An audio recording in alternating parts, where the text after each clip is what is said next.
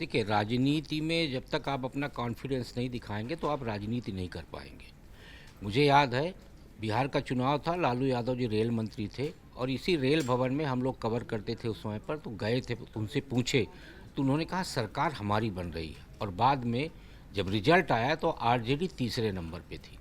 फिर गए जाके पूछे उनसे तो उन्होंने कहा पहले हम कैसे बोल दें कि हम नहीं आ रहे, आपसे बोल देंगे तो उसके बाद तो हमारा वोट और कम हो जाएगा।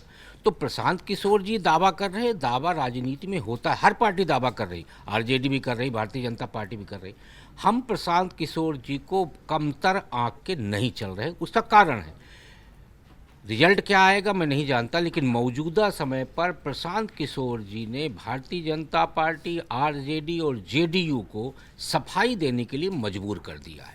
वो जिस तरीके के मुद्दे उठा रहे हैं उसमें जो पार्टियां कभी एजेंडा तय किया करती थी वो पार्टियां आज सफाई दे रही हैं। चाहे वो अशोक चौधरी का मामला हो, चाहे सम्राट चौधरी का मामला हो, ये ऐसे इशू हैं जिस इशू पे भारतीय जनता पार्टी हो, जेडीयू हो, सबको सफाई के लिए उतरना पड़ रहा है कि नहीं, ऐसा नहीं, प्रशांत किशोर जो करे वो सही नहीं है। तो पूरा एजेंडा देखिए, अभी कल को क्या होगा मैं नहीं जानता, लेकिन हम जिस समय पर बात करें उस समय पर हिंदुत्व का एजेंडा तो वहाँ पे चलता हुआ नहीं दिख रहा। जातिवाद का एजेंडा पूरी तरह से प्रभावी है।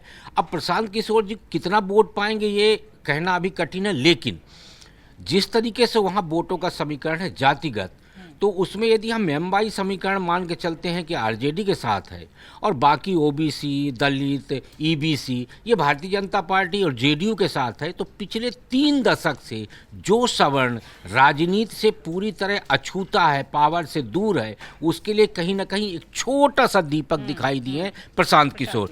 तो ये आप मान के चलिए कि प्रशांत किशोर सिर्फ किसी एक दल को ही नुकसान नहीं कर रहे, यदि वो नुकसान पहुंचाएंगे तो वो बहुदलों को नुकसान पहुंचाएंगे, आरजेडी को भी नुकसान करेंगे। वो उन्होंने कहा भी है इंटरव्यू में कि यदि हमको 2 से 3 यादव वोट भी मिलता है तो हमारा परसेंटेज बढ़ जाएगा। वो कहते हैं कि हमें 2-3 मुसलमान भी वोट करता है तो हमारा परसेंटेज बढ़ जाएगा। तो ऐसे में भूमिहार, राजपूत और ब्राह्मण जो हमेशा से राजनीति में प्रभावी रहे, खासकर बिहार और उत्तर प्रदेश में, तो क्या ये तीनों समाज के लोगों को ये नहीं लगेगा कि एक सवर्ण पहली बार संघर्ष करता हुआ दिख रहा है तो हमें उसके साथ जाना चाहिए। तो ऐसे में प्रशांत किशोर को हम अभी से ही कमतर आंक लें ये कहना कठिन होगा, क्योंकि इसी तरह हम दिल्ली में अरविंद केजरीवाल जी को कमतर आंके थे, लेकिन पहले चुनाव में वो 27 सीट जीते थे, 28 सीट। इस बार प्रशांत किशोर कितना जीतेंगे ये कहना कठिन है, लेकिन आज वो नुकसान करते हुए दिखाई दे रहे हैं।